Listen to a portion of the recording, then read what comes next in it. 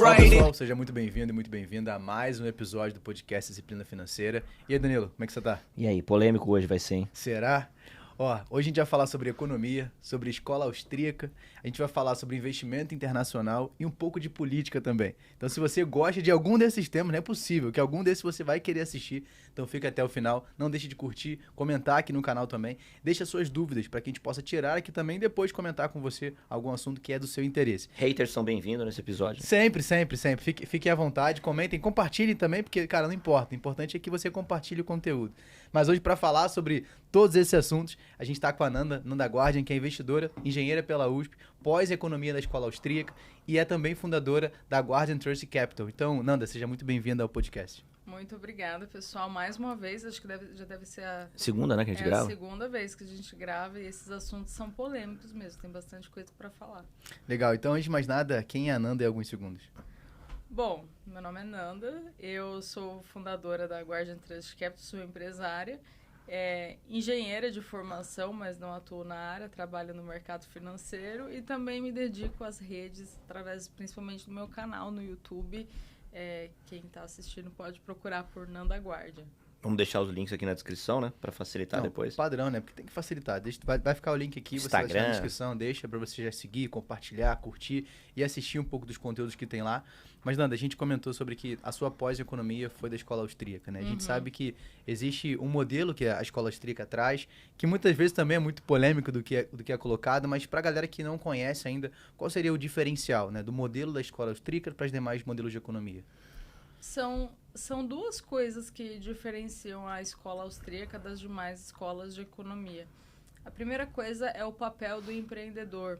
A escola austríaca é a única escola de economia que estuda a função empresarial, a função empreendedora. E a segunda diferença é a limitação em relação ao uso de modelos matemáticos. Porque a escola austríaca parte do princípio de que a economia ela é resultado da ação humana e, portanto, é subjetiva, de forma que simplificar o comportamento econômico com base em modelos matemáticos seria uma aproximação irrealista daquilo que de fato acontece. Então, os austríacos, eles não é que não utilizam matemática, mas não são muito fã de modelos matemáticos porque eles entendem que não vai explicar o comportamento, talvez. Né? Não é uma representação justa da própria realidade. E até se pegar mesmo os modelos econômicos, eles são cheios de aproximações, de limitações que muitas vezes não correspondem. Porque você se limitar a economia só pelos dados matemáticos é complicado, né? Você não consegue trazer a realidade daquela fórmula matemática para o dia a dia da pessoa. Né? E uma das bases do fundamento da escola austríaca é justamente o valor subjetivo das coisas. Então, se o valor é subjetivo, você não tem como aproximá-lo através de um modelo matemático. E não é uma ciência exata no final das contas. Né? Você tem o viés comportamental. Com certeza, e isso influencia muito, até nos investimentos. Mesmo, sem dúvida, psicológica, comportamental, não é uma coisa move o racional. Mercado, move o mercado, não é psicológico. Exatamente, então não é tão simples assim de simplificar.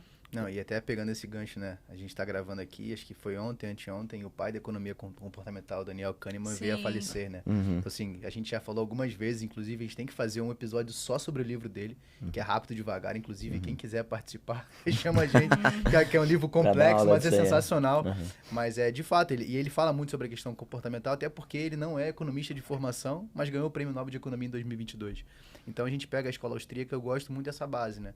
E acho que o principal cara que fala muito sobre a Hayek, né, um dos livros dele que eu tive ali, não vou dizer que eu li o livro inteiro, mas foi o Escravidão, né? Que o caminho da escravidão. Cara, livro sensacional, da servidão, isso. E ele fala muito sobre, na verdade ele fala sobre, ele faz uma associação com a escravidão pelo modelo econômico do socialismo e tal. Sim. É um livro sensacional, para quem quiser ler. Os austríacos, eles são muito críticos do socialismo, principalmente na questão do planejamento centralizado das coisas. Então, a crítica dos austríacos em relação ao socialismo, até o último livro do Hayek chama Os Erros Fatais do Socialismo. E o Hayek atribui o termo arrogância fatal a um socialista, a um esquerdista, que acha que o Estado pode resolver todos os problemas. Então, isso seria uma arrogância de achar que o Estado sabe, por exemplo, quais são as indústrias estratégicas, onde colocar o dinheiro, o que fazer com a sociedade. Então, eles foram bastante críticos do modelo socialista. Não somente Hayek, mas Mises, Rothbard, tem alguns outros pensadores austríacos que fizeram bastante pesquisa nesse sentido. Legal. Orlando, e hoje, olhando um pouco aqui para o Brasil, a gente está vendo juros caindo, né? O IPCA começou a retomar. Agora saiu o IPCA de fevereiro voltando, né? Parece que a inflação é meio cultural aqui no Brasil já. Exato. Como é que você está vendo a economia brasileira hoje, hein? Eu acho que existem duas tendências macroeconômicas muito claras no Brasil, que é juros e inflação. Juros porque o nosso país, até de forma intuitiva, as pessoas falam, o país do rentismo, o país da renda fixa. Então, é uma coisa também cultural, essa parte de juros. E inflação em função do fato da gente ser uma economia emergente, um país ainda em desenvolvimento. Então, naturalmente, ainda mais através de um governo que não tem responsabilidade fiscal, como é o governo que temos hoje, a inflação é uma realidade para o Brasil. Então, eu enxergo essas duas principais tendências muito claras, juros e inflação. Tudo o que é diferente dessas duas coisas até me surpreende, até uma surpresa em relação à economia brasileira. Cara, e pegando esse gancho aí do que você falou de responsabilidade fiscal, é bom que esse podcast vai virar uma aula aqui depois. Você consegue fazer rapidamente uma relação aí de responsabilidade fiscal e inflação, para o pessoal entender? Porque muito se fala, né? O governo gasta demais, isso gera inflação, mas por quê? Quando o governo ele gasta mais do que arrecada, isso naturalmente deprecia a moeda. E assim, quando a gente fala de arrecadação, também tem a questão da curva de Laffer. Não sei se vocês já viram. O que significa a curva de Laffer? Não é o governo, principalmente esse governo que quer tributar cada vez mais, mas isso não necessariamente implica maior arrecadação. Chega uma hora que você não consegue produzir o suficiente. Exatamente. Né? Então, você acaba tributando tanto que compromete a produtividade e compromete a arrecadação. Mas quando existe um governo que não tem essa preocupação com o fiscal, isso deprecia. Isso até desencoraja investimentos externos. Tanto que hoje a gente tem uma queda do IDP, que é os investimentos diretos no país. Então, a situação não é positiva para o Brasil. E quando você pega até o estudo da curva de Laffer, você tem que tentar encontrar um eixo onde você tem a arrecadação e a tributação que de fato fazem que o país seja produtivo. E muitos dizem que para o Brasil eles nem conseguem achar essa curva. Essa teoria que meio que não existe para o Brasil, por tão complexo que é a forma que a gente enxerga. E para quem tem curiosidade, se você botar no Google aí, o impostômetro, você vai ver o quanto que a gente já arrecadou, já teve de impostos no Brasil esse ano. Eu peguei o dado hoje antes de vir para cá. Tá, só para você ter uma ideia, vou pegar aqui, tá? 897 bilhões, 756 milhões, 935 mil. Isso data de 28 de março de 2024. Né? E você vê o quanto de imposto é pago, mas que de fato isso não se torna em um país mais produtivo. Tanto que a projeção do PIB não é tão positiva como nós esperávamos. Comparado aos países emergentes. Não vou nem falar dos países de maior proporção, mas comparado aos países emergentes, o Brasil está muito atrás. Eu acho que é muito pelo potencial. Nós temos um potencial, mas quem está gerindo o país no momento não é tão interessante para o que a gente vê de produtividade. Né? Sim, o Brasil tem um problema de que é um país que envelheceu sem se tornar produtivo. E existem duas principais razões do fato de que o Brasil não é um país produtivo.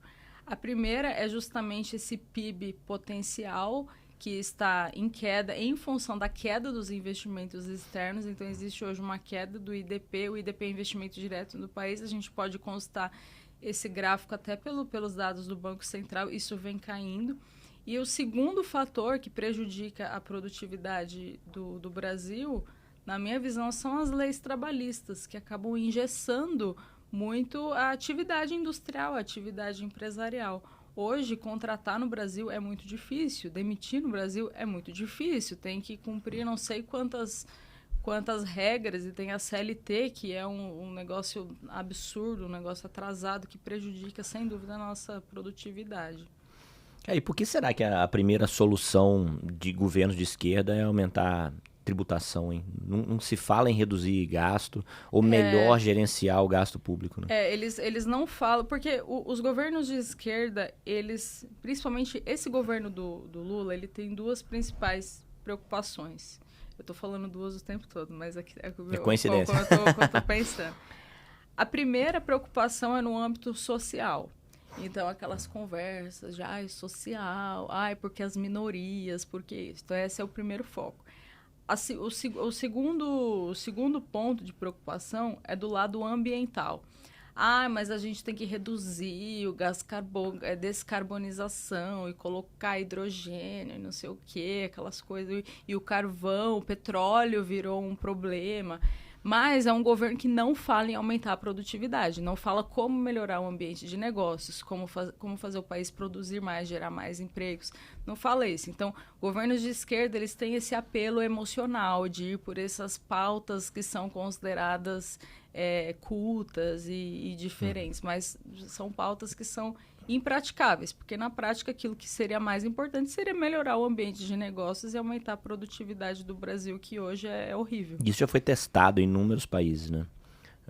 Não é novidade, vamos aumentar imposto para ver se aqui vai dar certo, né? Mas isso já tem... Sim, a bem verdade é que não adianta o governo ficar aumentando imposto, porque quem tem dinheiro vai sempre encontrar uma maneira de não pagar impostos. E o fluxo é sempre... As pessoas vão sempre para os lugares onde tem menos impostos e mais segurança. Prova disso é o que está acontecendo nos Estados Unidos. Os Estados Unidos têm um modelo um pouco diferente do nosso, que cada estado tem a sua própria independência, suas próprias regras e leis, enfim. E hoje, nos Estados Unidos, as pessoas estão saindo da Califórnia e de Nova York, que são estados esquerdistas, estados democratas, e indo para Flórida e Texas. Então, saindo da Califórnia e Nova York, indo para Flórida e Texas. Por quê? Flórida e Texas são estados republicanos, têm um ambiente, em termos de impostos, mais favorável, e também são estados mais seguros. Então, o fluxo de pessoas vai sempre nessa direção. Lugares mais seguros e onde tem menos impostos. Independente do que o governo tente fazer. Independente do que a pessoa pense, né? Porque às vezes o idealismo dela é completamente contrário. Ela prega mais tributação, ela prega, às vezes, afrouxamento na legislação criminal, mas ela migra para onde é mais seguro e onde paga menos imposto. O esquerdista adora defender bandido, né? É aquela cultura, bandidolatria, aquela cultura de que o bandido tem culpa da sociedade, o Estado precisa pegar na mão e abraçar e fazer carinho no bandido, tadinho do bandido. Isso é bem pensamento de esquerdista. Do outro lado, e não acontece só no Brasil. Se pegar na Califórnia mesmo, a gente vê esses vídeos de gente roubando e o governo não fazendo nada, porque tem uma lei que é bem branda nesse sentido. Agora, se você vai para um estado mais de direita, tipo Texas, você não pode fazer qualquer gracinha. Então, enfim, é a diferença de tratamento em relação a bandido. Eu imagino, até para você, né, na forma que você comunica, no que você gera de conteúdo, porque você acredita, deve ser um embate muito grande, porque hoje a gente vive num país onde tem a ideia onde o Estado deve ser o provedor e controlador de tudo, só que o modelo econômico que você cria é totalmente diferente. Né? Então, eu acho que assim, você olha para a realidade e fala assim, pô, eu estudei aqui, né? Eu tô vendo que isso aqui que vai funcionar, mas o que tá rolando não funciona. Como é que é olhar para essa cidade assim, poxa, eu moro no Brasil, né? Eu vivi minha vida no Brasil, mas eu tô vendo que o caminho não tá indo para um lugar legal. E aí, pegando esse gancho, responder, qual é o risco do Brasil hoje? Tá. A definição técnica de risco Brasil é dada pelo CDS, que é Credit Default Swap. Mas existe, isso na parte técnica, mas existem outros riscos incorporados a essa variável. Hoje, o maior risco do Brasil é o controle de capitais.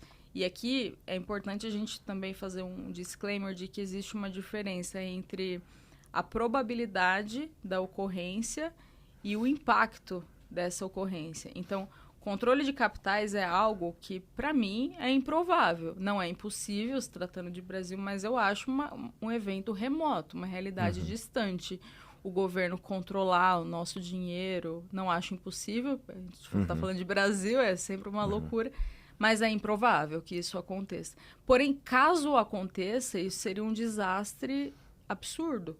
Uma prova disso é o que aconteceu na própria Argentina. A Argentina tem esse controle de capitais. Agora, com o Milei, as coisas estão... Ele tem feito várias medidas para reduzir a força do Estado nesse sentido, mas na Argentina mesmo, a Argentina ele só pode comprar $200. Ainda tá assim? Por mês. Eu não acompanhei essa parte específica. Mas era assim, né? Era assim. Eu não sei se o Milei tentou mudar. Eu sei que ele fez um decreto com não sei quantas páginas, quantos artigos, tentando mudar um monte de coisa. Eu não sei nem se ele conclui o governo dele. Porque mas nem tudo foi aprovado. Nem tudo foi aprovado. Ele teve que mudar muita coisa no início. E eu tive, assim, recente, né? Não vou dizer que foi tão 2021 na Argentina e não estava tão caótico como foi 22 e 23. Não, eu fui em 22. E 23 foi bem problemático, né? Ali a questão da eleição e tal. E a própria população, as pessoas próximas que estavam conosco no grupo ali, que eram argentinos, você vai trocar dólar? Eu falei, vou. Não, troca comigo. Então deixa que eu... Eles já estavam armazenando dólar em 2022 e não era tão restritivo a compra. Então eles mesmo... Pô, Rafael, você vai trocar? Vou. Não, deixa comigo. Pagavam mais que a casa de câmbio, né? Então, assim, justamente porque eles já queriam ter esse acúmulo de dólar ali, porque sabia que algo pior poderia vir a acontecer. E aconteceu em 23. Então é louco isso. Imagina, você pensar que isso pode acontecer no Brasil, o impacto é bizarro, né? O que eu acho até mais provável, mais fácil de acontecer, não é exatamente o controle de capitais, mas o aumento do IOF. E esse daí, porque é por decreto. A Dilma fez isso em 2011, se eu não me engano, aumentou o IOF para 6,38 em compras de cartão de crédito. É mais fácil. Então, imagina um governo sedento de tributação, com escassez de fontes de arrecadação, é uma canetada que aumenta o IOF. E isso eu acho provável. Agora, o controle de capitais, assim, não, você vai poder comprar tantos dólares ou confisco de dinheiro... Não acho impossível, se tratando de Brasil, mas seria um evento remoto hoje. Cara, e falando de dólar, é possível precificar o dólar? Você acha que tá caro, tá barato? Como é que tá o dólar hoje, hein? Tem até uma frase, né, que a galera fala, dólar caro é aquele que você não tem. É verdade. Eu sempre ouvi isso. Não dá para precificar o dólar, não existe um valor justo do dólar, porque... Não tem como você fazer valuation de uma coisa que não tem fluxo de capital, né? Não tem fluxo de caixa. Então, não dá para você determinar se o preço do dólar está justo. Mas existem alguns fatores que faz a gente entender que no longo prazo o dólar vai ganhar em relação ao real. O primeiro deles é o diferencial de juros. A inflação americana ela é historicamente menor do que a inflação no Brasil. Então, significa que o real ele deprecia de forma mais rápida que o dólar americano. Só por isso, a gente já entende que o dólar vai prevalecer em relação ao real. O dólar tende a subir no longo prazo. Óbvio, não é linha reta. Estou gravando isso aqui, daqui a um mês as pessoas vão lá e vão comentar, mas você falou isso, mas não é olhando um horizonte específico de tempo. E tem as oscilações, mas isso faz com que a tendência do dólar seja para cima. Um outro fator também, que aí sim é algo que me preocupa entre aspas, né? Porque é uma questão da pessoa se proteger também e ter uma parcela do dinheiro em dólar. Mas é a saída do Campos Neto, do Banco Central. Ele conclui esse ano. Eu não lembro se é esse ano ou começo do ano que vem. 24. Ele conclui esse ano. E aí, Você acha que vai acontecer o quê? Eu acho que o Lula vai colocar um comunista. E eles estão querendo diminuir a taxa de juros na canetada, na marretada. O que não é bom. Por que não é bom? Porque o que o esquerdista não entende... é que manipular juros não gera crescimento econômico. O que gera crescimento econômico é o aumento da produtividade. Mas eles acham que uma canetada vai gerar crescimento. E não é assim, porque o que acontece? Isso daí também é a teoria austríaca de ciclo econômico. Quando o governo abaixa os juros e mantém os juros baixos por um longo período de tempo, é muito mais fácil você adquirir empréstimos, financiamentos e coisas assim. Então, isso gera os chamados malinvestments, ou seja, uma alocação ruim, uma má alocação de recursos, porque as pessoas contraem dívidas que não podem pagar. E aí, em algum momento, ocorrendo o aumento de preço, porque existe mais dinheiro circulando na economia, mais pessoas demandando por bens e serviços e, consequente, aumento de preços, o governo precisa aumentar esses juros para controlar a inflação. E aí, quando aumenta os juros, esses investimentos ruins, eles se tornam evidentes. Ou seja, não é através da manipulação de juros que se gera crescimento econômico. Mas os esquerdistas não entendem isso, né? Esquerdista é um bicho que, sei lá, eu acho que é alguma doença, alguma coisa, né, nesse nível, porque a gente mostra o fato e não entende, então, para mim, só pode ser doença mesmo. A gente já viu isso aqui, né? A gente já viu juros ser reduzido na canetada e ter que voltar depois. Assim, é engraçado que o efeito imediato parece positivo, né? Porque realmente é mais dinheiro em circulação, o pessoal compra mais. Pleno emprego, compras, isso, demanda. Tudo bomba, né? Os caras expandem, loja aumenta, o cara... Mas eu acho que isso é muito uma questão da necessidade da sociedade em querer ver uma melhoria de forma imediata, né? Então, de alguma forma, a gente foi acostumado a precisar de resultados rápidos, né? E isso a gente pode falar nos nossos investimentos, para quem investe, na nossa vida financeira, nossa vida profissional. Ninguém quer passar pelo processo da construção de algo. Não, eu quero um resultado agora, né? Então, até se for uma analogia muito simples, é igual a academia, né?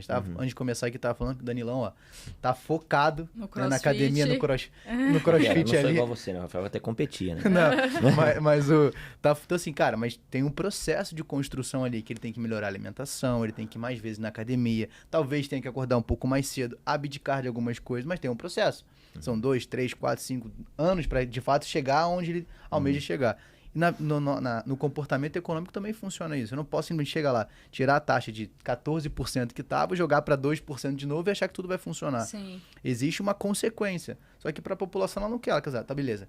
Como é que eu vou conseguir colocar mais carne na minha casa? Como que eu vou fazer a compra da minha casa própria? Como que eu vou financiar um carro que eu não posso nem pagar? E é isso que acontece. A gente vê, a gente que lida com educação financeira no nosso dia a dia, com planejamento financeiro, o que mais acontece é as pessoas quando vê uma queda de taxa de juros, não, deixa eu ver, agora eu consigo financiar. Só que ela esquece que aquele financiamento também está atrelado à taxa de juros. Então, se houver um retorno daquela taxa, o meu financiamento também aumenta.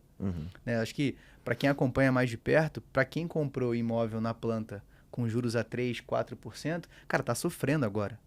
Né? Então você tem o reajuste da obra, você tem todos os custos ali. Tava conversando com um casal esses dias, cara, estão agoniados para que entregue logo o imóvel. Porque eles não suportam mais as taxas que foram aumentando. Porque as taxas vêm aumentando de acordo com a taxa de juros. Então você vê que uma falta de planejamento, como a Nanda falou, se torna evidente esse mau investimento, justamente porque a gente não entende como é que funcionam os ciclos econômicos. Eu não quero nem pensar nisso, né? Eu quero só o resultado final. E isso até não é só no Brasil. Até a crise de 2008 nos Estados Unidos também foi resultado de manipulação de juros do Banco Central americano. Porque o Fed, ele manteve as taxas de juros muito baixas de 2001 a 2004. Então, é aquela beleza, né? Todo mundo comprando casa, aquela maravilha. Tem até o filme The Big Short, que ele mostra aquele momento aquele aroma de prosperidade, como se tudo estivesse lindo. E aí, as pessoas comprando imóveis, todo mundo comprando imóveis, ocasiona a bolha imobiliária, que foi uma das principais causas da crise. Então, esse comportamento não é só no Brasil, mas a manipulação de juros, ela acaba sendo muito ruim para a economia por conta disso. E até os austríacos defendem isso, né? Que a causa, o verdadeiro motivo das recessões econômicas é o governo, através da manipulação de juros. Por isso que durante o padrão ouro, você não tinha tanta flutuação, porque o governo não tinha tanto poder sobre a moeda, já que estava embaixo do padrão ouro, né? E aí, você entrou no ponto de economia americana, né? Então, você que olha mais para esse mercado, eu tenho algumas preocupações sobre o mercado americano, de que está rolando, né? A gente tem uma dívida ali alcançando seus limites históricos, se não me engano, em torno de 34, 35 trilhões de dólares, a dívida pública americana. A gente vê a inflação, ela não está conseguindo ser tão controlada como esperava. A gente vê a última reunião do Federal Reserve. O Powell falou assim, vou manter os juros por aqui, pretendo fazer 3 cortes até o final de 2024, mas não sei se de fato isso vai acontecer. Então, assim, os juros lá estão, acho que, se não me engano, a maior alta dos últimos 22 anos. Sim. Como é que você olha para essa economia? Porque a gente está falando de uma recessão, né? Uma recessão global, que automaticamente começa pelos Estados Unidos e a gente acaba pegando por efeito de cauda aqui no Brasil em algum momento. Como é que você olha para a economia americana hoje? Sim, vamos lá. O mercado financeiro americano, ele é o mais sólido do mundo. Isso é uma realidade, mas isso não significa que não passará por períodos de recessões, períodos de crise. Isso é inerente a qualquer economia. No caso da economia americana, existe um cenário hoje de inversão da curva de juros. Que é a inversão da curva de juros? Ocorre quando os títulos curtos pagam mais do que os títulos longos. Isso significa que a perspectiva de longo prazo ela não é muito boa. Se pegar historicamente, todas as vezes que houve inversão da curva de juros, aconteceu uma recessão em seguida. Então, existe sim a probabilidade de uma recessão. Por isso que mesmo nos Estados Unidos hoje, eu, pessoalmente falando, eu mantenho uma carteira muito defensiva. Sem muita loucura, sem muita aposta, uma empresa que vai render não sei quanto, uma nova tecnologia. Não, setores defensivos. Então, quais são esses setores defensivos? Healthcare, ou então bonds mesmo, títulos do governo, que historicamente tem é o investimento mais seguro do mundo, né? Exatamente, títulos do governo americano. Governo. Ou até bonds de bons emissores, de emissores consolidados, com muitos anos de existência. Então, assim, uma carteira defensiva. Ouro, prata, urânio, commodities em geral, mas sem muita loucura. Você investe em Bitcoin ainda, não? Sim, eu tenho Bitcoin. Tô feliz da vida. E aí, até um sorrisinho agora. É. Quem investe em Bitcoin deu aquele sorrisinho e falou assim, ainda mais quem investe há muito tempo, assim, cara, tô tranquilo, minha aposentadoria tá garantida, de E a certa gente forma. se conheceu na época do Bitcoin. É verdade, a gente até gravou uma live, né, falando de Bitcoin.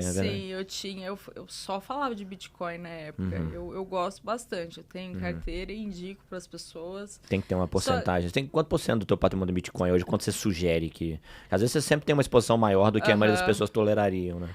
Assim, por exemplo, a gente tem muitos clientes no escritório que já são idosos, já são mais velhinhos. Aí eu não vou falar para essa pessoa colocar metade em Bitcoin, porque não faz sentido também. Não faz sentido. Tem que ser uma coisa que a pessoa fique em paz. Eu diria, no mínimo, 10%. A alocação de quem é especialista vai ser diferente, né? Você sempre vai ter um peso maior daquele assunto que você domina bem. Por exemplo, eu tenho Bitcoin já faz alguns anos. E eu não olhava o preço, já estava num nível assim de não... Tem gente que compra e fica olhando ali toda hora, ver o que acontece. Eu estava tranquila, eu entendi a tese, mas então é muito pessoal, assim, o tipo de alocação depende mesmo do perfil. Mas o Bitcoin deu muitas alegrias. Acho que as melhores performances, assim, das nossas carteiras foram Bitcoin, semicondutores também, tá indo super bem.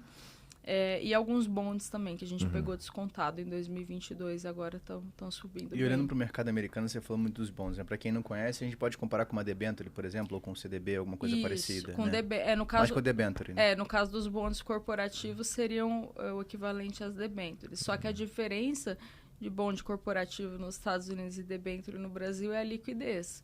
Porque o mercado de bonds nos Estados Unidos ele é muito mais líquido, tem mais opções. O mercado de debêntures no Brasil, dependendo, você às vezes tem uma debênture para você se livrar dela e sair, é um parto. Você vai vender antes do vencimento, o que você vai pagar de spread, o que a corretora vai te cobrar, você não consegue se livrar daquilo. Então, Estados Unidos, claro, vai depender do bonde, mas, em geral, esses bonds mais negociados, de grandes emissores, eles são mais líquidos, é mais fácil você negociar. E quando você olha para uma taxa de juros hoje americana em torno de 5% ao ano, faz sentido você olhar para o mercado americano também, por mais que a gente possa pensar numa possível recessão, algo do tipo, mas tem uma oportunidade muito clara hoje para a renda fixa americana. Com certeza. Não, sem dúvida. Essa é a tese, uma das principais teses hoje. Porque o que acontece? Quando o yield, existe uma relação entre yield e preço nos bonds. Quando o yield sobe muito, que no caso 5,5%, o preço cai. Ou seja, esses títulos hoje, eles estão descontados. Futuramente, quando o Fed começar a baixar esses juros, esse título que foi comprado hoje a 5%, ele se tornará mais atraente do que o título que foi adquirido a 2% no futuro. Então, ele tende a se apreciar na marcação a mercado. Que é o que você fala muito também, quando você olha para o mercado brasileiro, você pega, por exemplo, o Tesouro IPCA, né? Então, você consegue marcação a mercado maravilhosa, né? Com certeza. É a mesma lógica, né? Quem pegou ali em 2022, 2021, cara, maravilhoso. Você pega o IPCA ali, IPCA mais 6, 6,5. Isso não acontecia desde 2016 ou 2015. E como é que a pessoa que poxa, eu quero olhar para o mercado americano, talvez ela não tenha tanto conhecimento. Quais são os principais indicadores? Ou o que ela pode começar a olhar? Lógico, tem que ter um estudo mais aprofundado, mas o que ela poderia olhar para escolher um bom bond ali, por exemplo? Eu acho que olhar para ETF. ETF é um instrumento muito fácil, que dilui o risco, porque você, por exemplo, existe ETF de tudo nos Estados Unidos, ETF de ações, de small caps, de tecnologia, de carros elétricos, de semicondutores, de cybersecurity, de tudo, de bonds, de ouro, existe ETF de tudo. Então, e é um instrumento muito útil, porque ele é muito fácil. Você, por exemplo, ao investir em um ETF de ações, você não precisa se preocupar em acompanhar o balanço daquela empresa. Às vezes você não tem tempo ou até conhecimento para avaliar isso. Então, a análise do ETF ela é muito mais setorial. No caso de um ETF de bonds, você não precisa olhar se o bond está descontado, qual que é o yield to maturity daquele bond. Você se expõe àqueles bonds, avalia o vencimento. Então, eu acho que para quem está começando, começar via ETF é uma solução bem interessante. E dilui o risco também, porque o ETF ele não se expõe a uma única coisa. Você tem uma cesta de produtos ali. Então, se um desses produtos não vai bem, você está diluído. Demais, né? Não, perfeito. Sem contar que até a barreira de entrada, né? Porque você comprar um bond nos Estados Unidos é caro. No tem uma barreira de entrada, sim. Né? No escritório a gente trabalha, o valor mínimo para comprar bond direto é $10 mil, um bond. Mas existem corretoras que cobram até mais, tipo $50 mil para você se expor a um bond. É que tem, assim, quando o cliente tem esse dinheiro, ele acaba preferindo do que fazer via ETF. Porque via ETF vai ter o desconto na fonte de 30%. Então, no caso dos bonds, não tem isso. Aí, o que acontece? Você, por exemplo, bonds de empresas brasileiras, ele recebe o cupom daqueles bonds certinho. E lá ETF paga dividendo, né? Então, ele vai receber a renda e é descontado. Exatamente. Né? E fora a previsibilidade também de retorno, porque quando você compra um bond direto, você sabe exatamente quando que ele vai pagar e quanto que ele vai pagar. No caso do ETF, você não sabe exato. Você tem uma noção quanto que ele vai pagar, mas você não sabe certinho. Então, tem essa diferença. Mas as duas coisas funcionam. Legal. Cara, voltando um pouco aqui para o nosso cenário, voltando aqui de economia brasileira, o que você acha que impede o crescimento do Brasil hoje? E aí, linkando aqui também com essa dificuldade de crescimento da economia brasileira, quem está pensando em se aposentar no Brasil, que perspectiva alguém pode ter, né? Porque a nossa previdência pública cada vez paga menos, está cada vez mais endividada, cada vez mais enrolada. Hoje existe uma questão da pirâmide etária que é bem preocupante no Brasil. O Brasil ficou velho antes de ficar produtivo. Então, imagina, as pessoas estão envelhecendo, só que o país não cria, não se torna produtivo. Então, quem que vai manter essas pessoas no futuro? Pessoas nascendo menos, ou seja, como que vai bancar essas pessoas que estão envelhecendo? É uma questão bem preocupante. É por isso que eu acho que isso reforça ainda mais a importância de não depender de INSS, trabalhar com seus investimentos, manter uma parte do dinheiro fora do Brasil, porque isso você acaba se blindando dessa dependência do Estado em relação à aposentadoria. Acho que até a melhor palavra para definir INSS é isso nunca será suficiente. Né? Então, assim, não tem o que fazer. Então, você precisa, de fato, construir a sua capacidade de riqueza. Porque se você não fizer, o Estado não vai fazer por você. Né? E foi até uma tese que a gente fez na faculdade justamente disso. Essa geração de agora ainda é uma geração muito preguiçosa. A realidade é essa. Com certeza. É uma geração muito complexa. Né? Então, a geração, nem sei que geração que tá, Z, milênio, sei lá, essas treta aí. Cara, é uma geração que não quer trabalhar. É uma geração que não está preocupada com geração de riqueza. Ela está preocupada com o quê? Não, o Estado tem que ser forte, ele tem que prover as minhas necessidades. E eu vou assistir Netflix e achar que tudo vai funcionar. Então você vê que ainda tem uma carga muito grande de responsabilidade daquele que de fato quer gerar riqueza, porque eu não tenho mais que bancar só a minha casa. Eu tenho que bancar as próximas gerações que vão vir dos meus filhos, por exemplo. Né? Então o Danilo, que é pai, ele sabe que ele vai ter que bancar a geração dos filhos e provavelmente vai ter que gerar riqueza para os netos. Não, Boa sorte. Isso é a criação na tua casa lá. Na minha casa.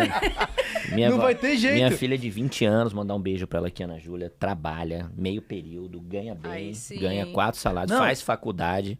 Faz faculdade, nós então, cara, com 20 anos não tem moleza, não tem molecagem. Agora, eu acho que isso é muito criação, sabia? Lógico, você tem que dar a visão, né? Minha filha, ela não mora comigo e tal, óbvio.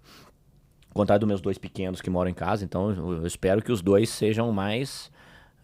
tenha uma overdose mais da minha maneira de pensar do que ela teve, né?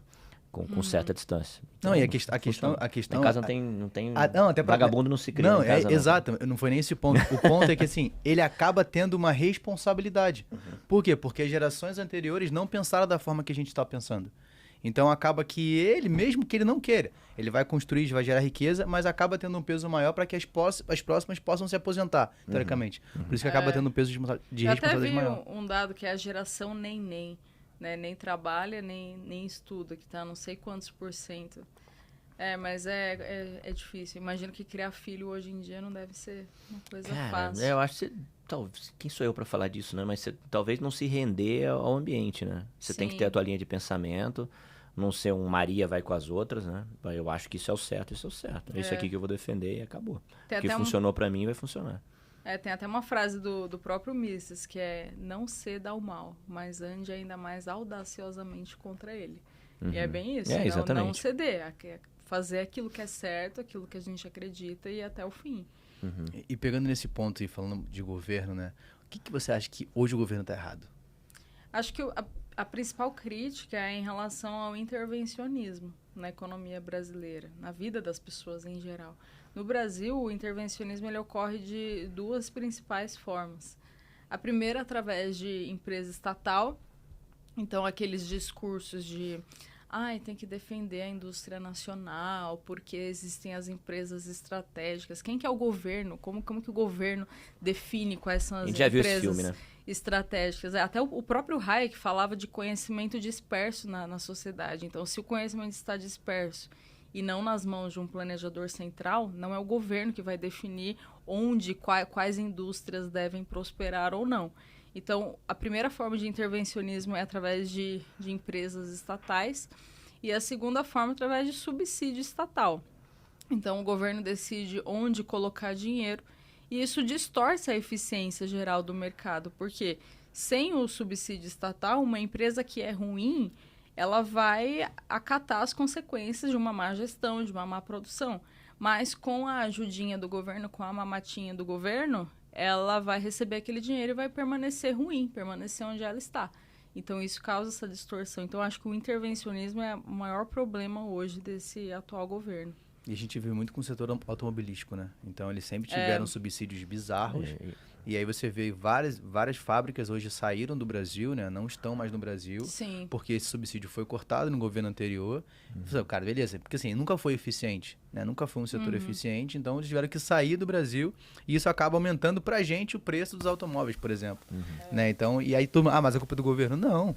Na verdade, é do governo anterior. Também foi do governo, mas elas se acostumaram com essa facilidade. Não precisaram produzir de fato. Então, acho que esse é um grande ponto. Se colocaram todo o poder ali para o Estado, vai acabar trazendo consequências péssimas para a gente. E assim, essa crítica em relação ao intervencionismo é uma coisa que aconteceu até onde eu conheço a história do Brasil, todos os governos. A gente não teve nenhum governo verdadeiramente liberal, né? Libertário, não teve isso. Então, assim, é que o governo de hoje, ele é mais extremo nesse sentido, mas eu não vejo nenhum governo, assim, de referência em termos de liberdade. Mas é difícil, né? Você vê um governo de extrema liberal ou de extrema esquerda também, eu acho que acaba sendo difícil, porque, em partes, o governo vai ter que jogar um pouco pra torcida, não é só a torcida dele, né?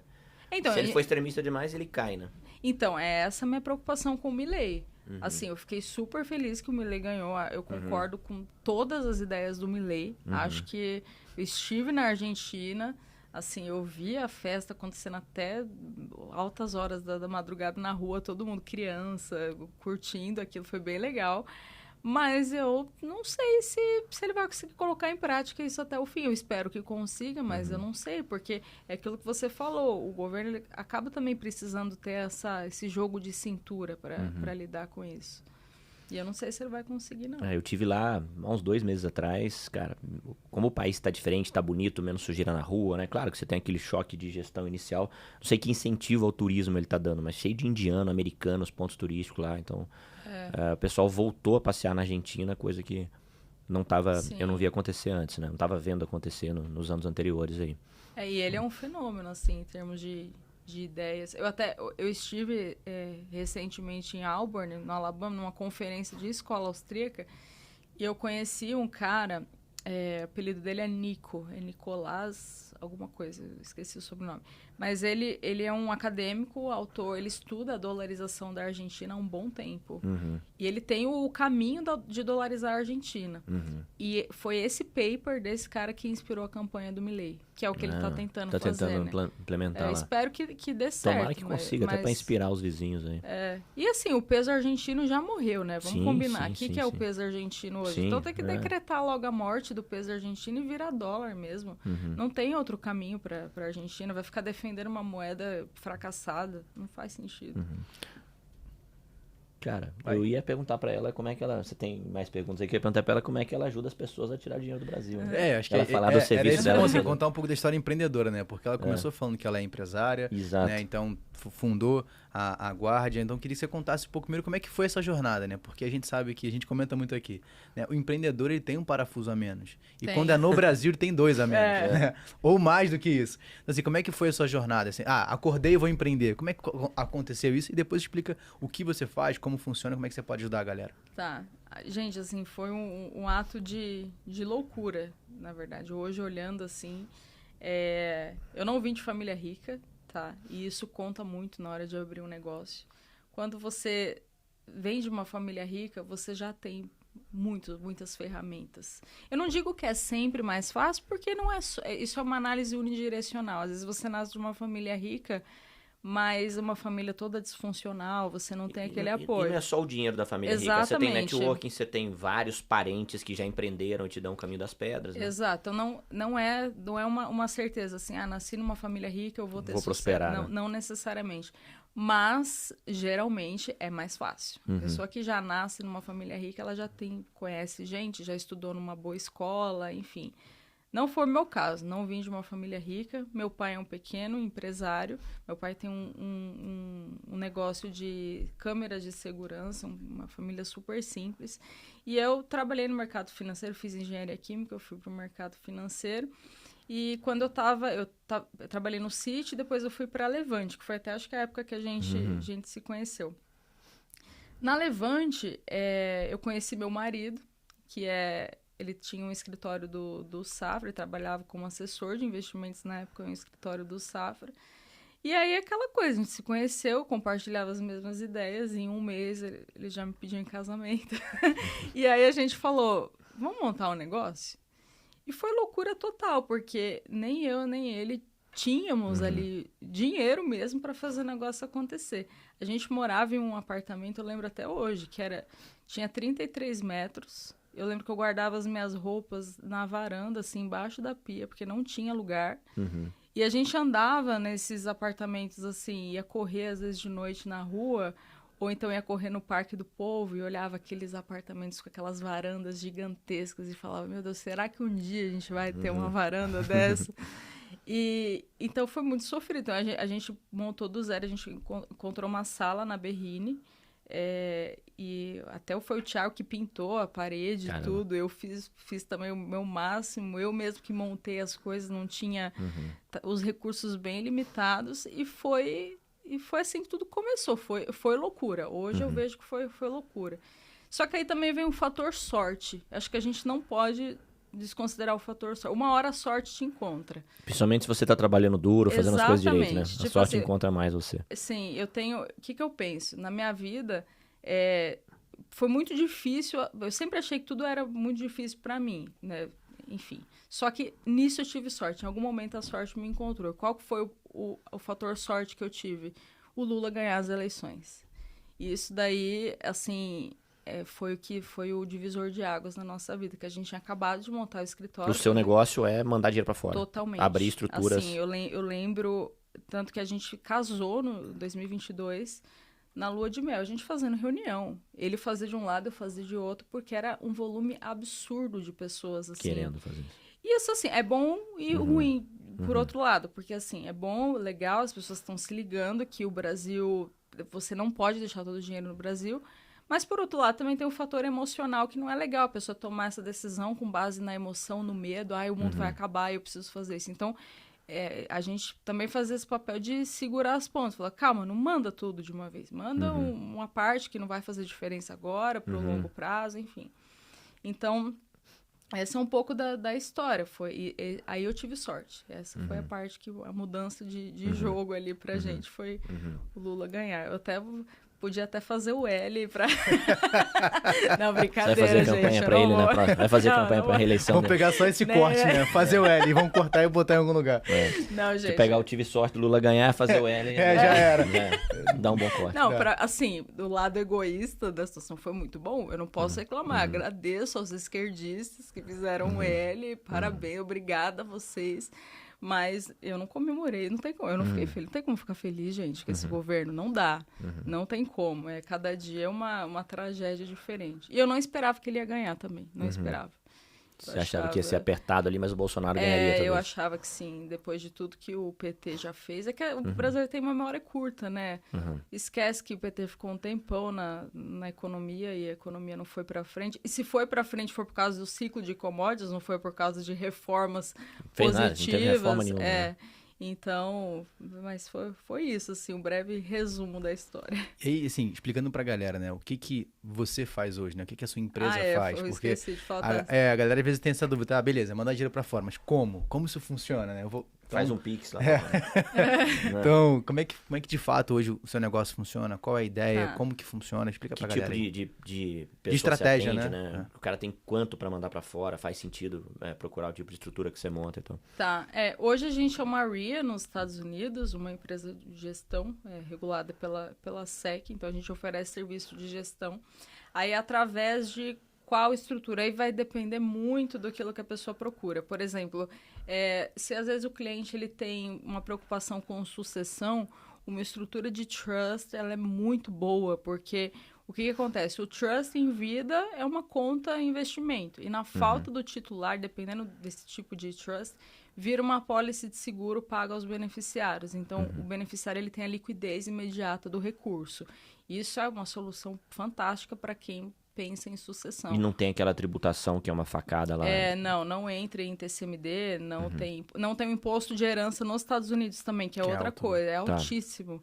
Então, o que acontece? Quando a pessoa passa de $60 mil, ela já tem que considerar uma estrutura, sim, para não ter o imposto de sucessão nos Estados Unidos, que começa em 18% e pode chegar até 40%. Então, é bem pesado. E aí, então, a gente atende via trust ou via empresa offshore, também dependendo do volume que a pessoa tem. Pode ser que, através da empresa offshore, fique mais em conta. Então, tem que analisar muito os casos, assim. E a gente também tem algumas, em termos de valores, assim, a gente tem algumas soluções mais acessíveis, que é para quem está pensando em longo prazo. Por exemplo, é muito comum um cliente que às vezes tem filho e quer ir criando uma poupança no futuro em dólar para o filho, aí todo ano ele coloca um valor tipo $2 mil, $3 mil, um valor mais acessível para quem está começando. Então, a gente trabalha hoje com diversas soluções, não tem um único produto. Eu acho que, assim, até uma dúvida para quem está assistindo a gente, né? Quando as pessoas falam sobre estrutura offshore, já acha que é um desvio de capital, paraíso fiscal. Isso, assim, pra quem tá assistindo, explica o que de fato é o offshore, porque tem isso, né? Eu lembro que ano passado, retrasado, foi quando o Paulo Guedes falou sobre offshore, que tinha tributação. Não, cara, o cara tá indo pra paraíso fiscal, várias matérias sensacionalistas, mas explica o que de fato funciona, pra quem é vantajoso, como que faz. Paraíso fiscal é um termo bem, até um termo pejorativo, né? A gente prefere usar países com regime fiscal privilegiado. É uma outra forma de falar, mas é a mesma coisa. São jurisdições que não têm imposto. Então, o que acontece?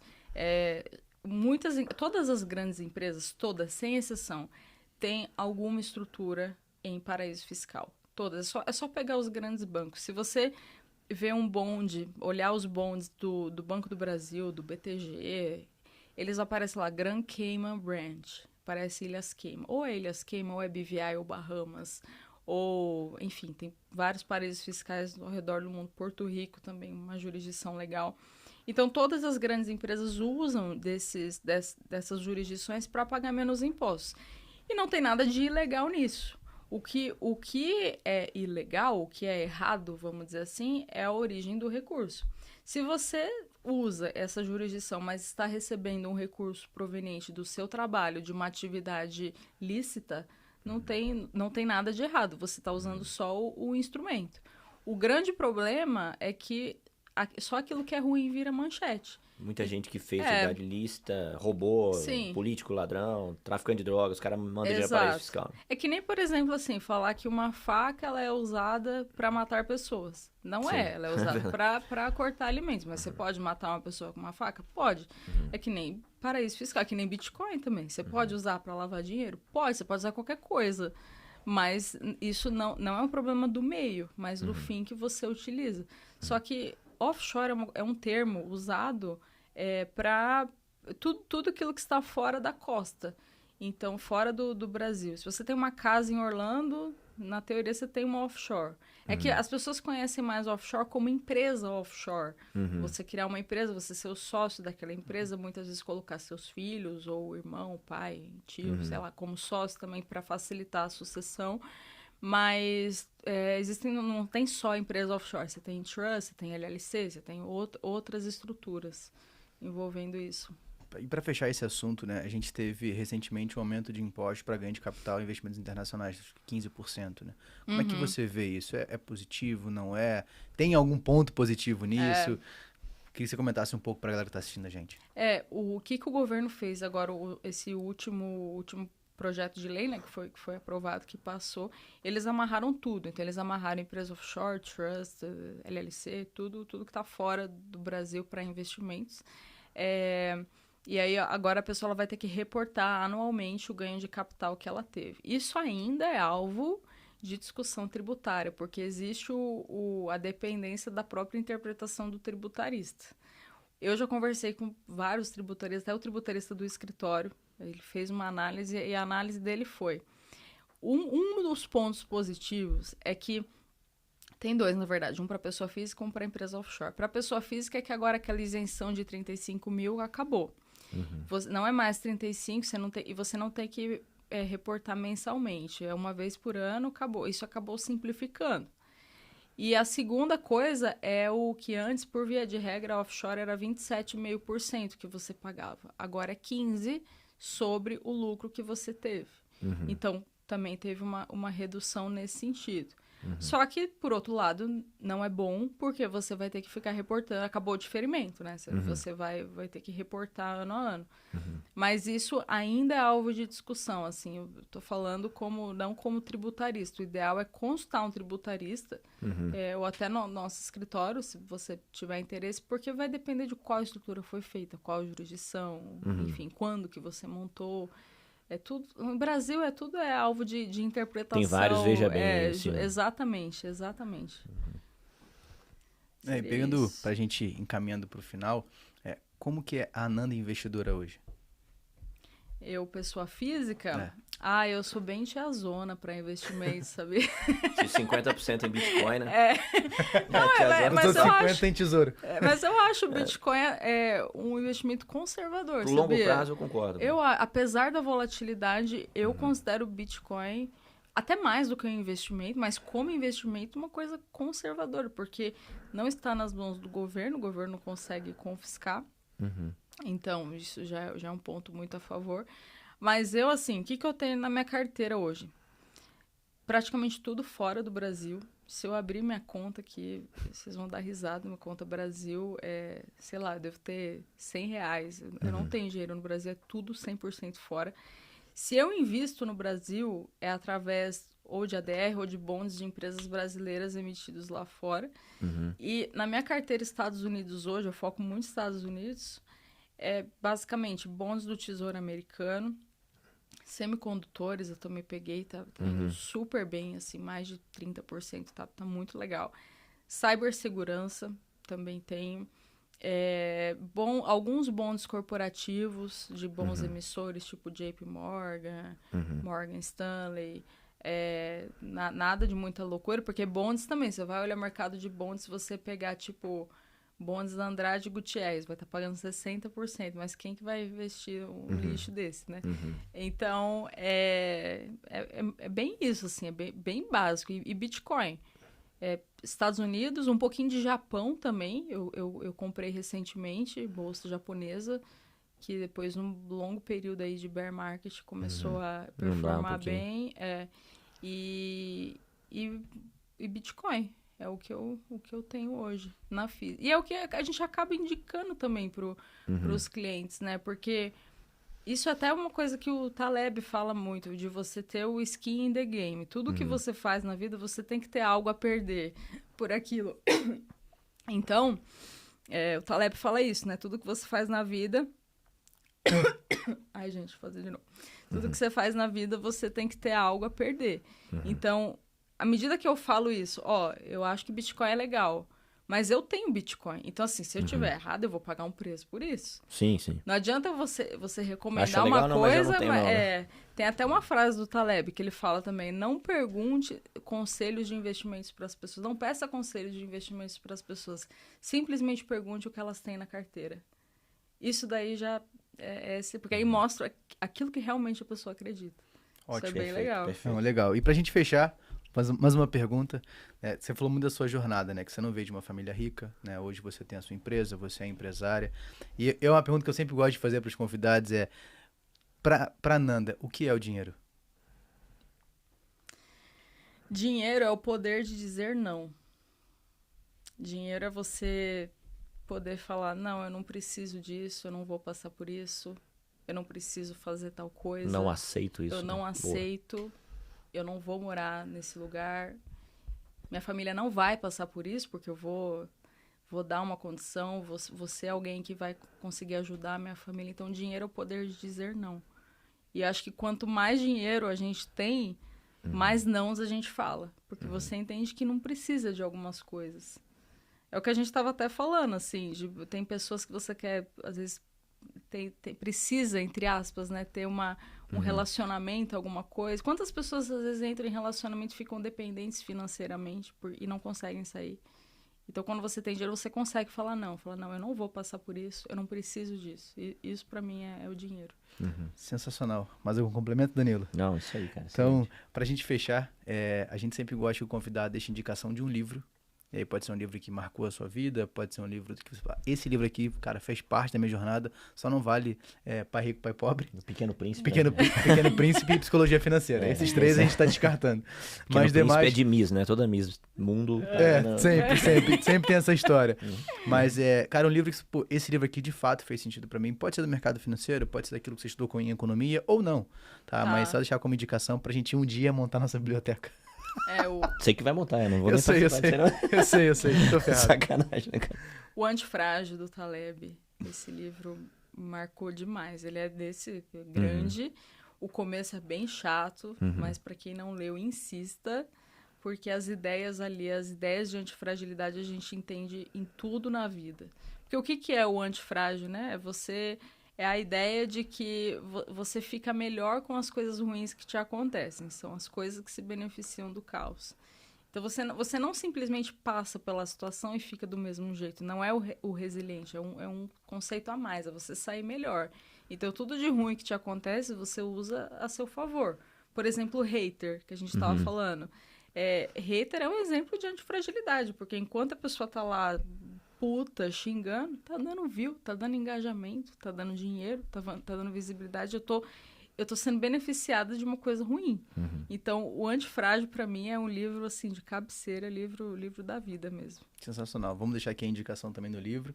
Tá? Se tiver dúvida sobre a leitura, você pode procurar a Nanda no Instagram e perguntar para ela. Isso e, aí. de fato, o começo do livro, ele é... O clube do livro, ele é chato, verdade. mas depois melhora. Depois fica melhor. Não, já vamos deixar o convite aqui. A gente quer montar um clube do livro. Então, já fica o convite para falar sobre o livro do Antifrágil. Ó, pronto. Já temos uma pessoa para começar.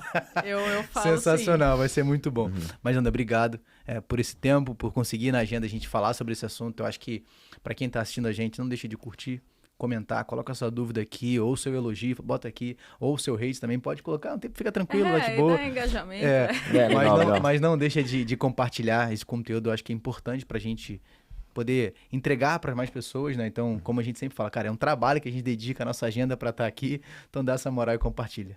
Show de bola. Fechou. Lembrar que a gente está aqui nesse episódio com link de desconto de 20% da nossa assinatura de investimento nos Estados Unidos, né? Então tem ações e REITs. Então dá para assinar lá para conhecer. Curtir e se inscrever é muito importante. Então eu vou frisar aqui. A galera assiste. Mas Um cara veio aqui e falou essa frase que eu achei sensacional, né? Pra gente é um trabalho, até pra convidado é um trabalho. Sim. Mas o cara que tá assistindo é só um vídeo, então dá essa moral aí. Se inscreve, compartilha o vídeo. Segue a Nanda no Instagram, a gente também, né? É bom, né? Isso aí, Vou deixar o link de todo mundo aqui. Nanda, Show de obrigado bola. mais uma vez. Obrigada, pessoal. pessoal. Até a próxima. Valeu. Valeu. Fui.